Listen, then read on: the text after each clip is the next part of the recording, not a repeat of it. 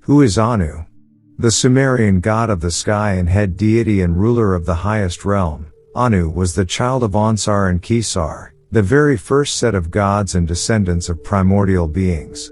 Anu was known as the father of the 50 great gods, and ruler of the stars and the spirits.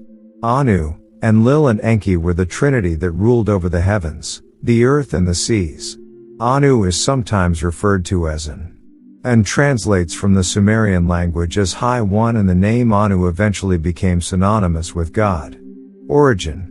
Sumer was the southern region of ancient Mesopotamia, considered the cradle of civilization. Today, the area forms part of the countries of Iraq and Kuwait. Sumer means land of the civilized kings in Akkadian, the language of northern Mesopotamia. When the gods initially gave humans the gifts required for cultivating a society, the first city of Eridu was created in the region of Sumer. It was here that order and civilization originated. Records of Anu date back to at least 3000 BC, making him one of the oldest of the gods. Originally known as An, he was later called Anu by the Akkadians, who were the rulers of Mesopotamia after their conquest of Sumer. In the stories of Mesopotamian mythology, the earth was separated from heaven at the beginning of time. Family of Anu. The parents of Anu are Ansar and Kishar, the first gods who were created by the primordial beings Apsu and Tiamat. Anu is also known as the Great Bull, as he had several female companions. The first was Ki, goddess of the earth. Anu and Ki were identified as brother and sister in some ancient literature. With Ki, Anu had 50 princely offspring, also known as the great gods and the Anunnaki. Later on, with Namu, the goddess of the sea, Anu fathered Enki, patron god of the first city of Eridu, and Ningi Kuga, goddess of marshes. By Uras, earth goddess, Anu fathered Ninsinah, the legendary mother of Gilgamesh. Epic of Gilgamesh. The Epic of Gilgamesh is the 3,200-year-old account of the protagonist's exploits and is the most famous tales associated with Anu. As one of the oldest surviving works of literature in the world, its discovery is considered one of the most sensational finds in the history of archaeology. Gilgamesh, 1/3 human and 2/3 god, son of Ninsinah and grandson of Anu, was the king of Uruk. He was handsome, strong and wise. Despite the fact that he was godlike, he wasn't kind to his subjects. He had walls around the city and magnificent temples built with forced labor.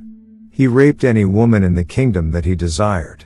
His subjects were tired of suffering, and called out to the gods for assistance.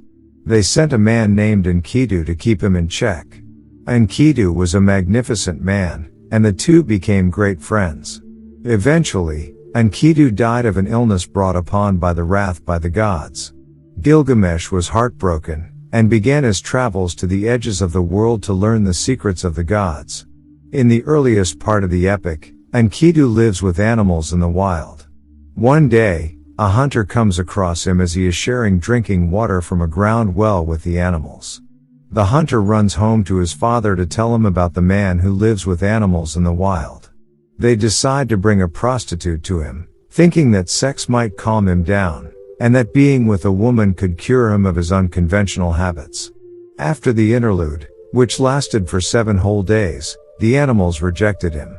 Distraught and alone, Gilgamesh goes back to the prostitute for comfort. She tells him that humans have a good life and he would likely enjoy being in the city of Uruk. Once Enkidu hears about the excesses of Gilgamesh, he sets out to the city to confront the king. Upon his arrival, he finds Gilgamesh about to enter the chamber of a bride to rape her. He blocks the entry, and the two wrestle it out. Gilgamesh wins and the two become fast friends. The men begin an adventure together and travel to the forest to steal cedar trees that are guarded by a demon. They kill the monster and build a raft with the wood from the trees. They use their raft to travel home to Uruk. Upon their arrival, they meet the love goddess Ishtar, the daughter of Anu. She expresses her lust and desire for Gilgamesh, but he rejects her advances with disdain. The furious goddess appeals to her father, requesting he send the bull of heaven as retribution. Along with the bull comes a famine that lasts for 7 years. Eventually the two friends hunt the bull down and murder him. Subsequently, a council of the gods is convened. It is decided that at least one of the men should be penalized for their behavior. Enkidu gets a fatal illness and endures terrible suffering before he finally dies, leaving Gilgamesh heartbroken over the loss of his friend. He heads into the wild to seek out Utnapishtim, so he can find out how to avoid the fate of his friend and prevent his own death. Utnapishtim is the Mesopotamian version of Noah. After the big flood, the gods gave him eternal life, and Gilgamesh wants to know the secret. Following much adventure, he finally finds Utnapishtim, who tells him the myth of the Great Flood. The Council of Gods had devised a plan for the destruction of mortal beings. Utnapishtim was given a warning about the plan by the God of Wisdom, so he built a huge boat to carry the seeds of all living creatures. When the flood ended, the gods felt remorse and regret. They vowed that they would not try to destroy people ever again. Utnapishtim was rewarded with immortality. Men and women would still die, but the human species would always go on.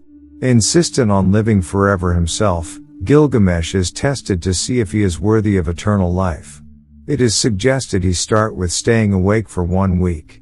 He quickly fails, and is ordered by Utnapishtim to put his royal robes on and head back to Uruk.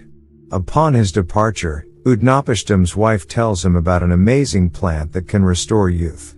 He finds the plant and plans to take it with him, but a snake snatches it one night while he is sleeping. As it slithers away, the snake molts its old skin and becomes young again. Gilgamesh has nothing to present to the elders of Uruk upon his return, but is at last reconciled with the idea that he will not have an eternal existence. He will not live forever, but mankind will go on. As he approaches the great city he built, he realizes his great achievement. Although he will not live forever, he will be remembered. His fine city will be his legacy. Historic influence. The Sumerian religion encompassed the mythology and beliefs of the ancient civilization, including the life of Anu. Since they were the first to have written language, their myths were recorded on tablets, upon which Anu features heavily, and which influenced later religions and cultures. As the father of the gods, Anu holds a key role in the mythology and its effect on literature and beliefs that followed. The similarities between the flood in Genesis and the Sumerian flood myth are a clear example of the possibility of the influence of the Sumerian religion and the tales of Anu and Gilgamesh on the Hebrew Bible, or Christian Old Testament.